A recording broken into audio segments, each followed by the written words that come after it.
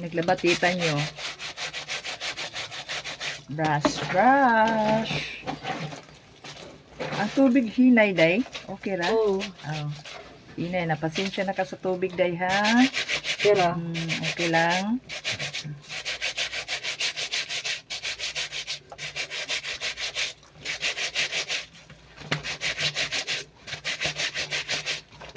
Trabaho ng tita namin.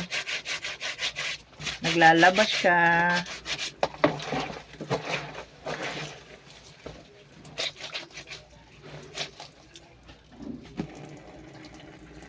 Trabaho na walang sweldo.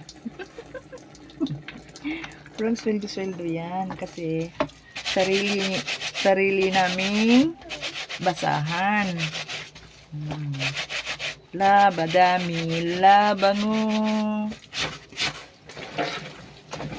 Hirap maglaba pag ganito ang sitwasyon na maliit ang labahan. Tas ang hinay-hina pa ng agos ng tubig. Sus, Ginoo.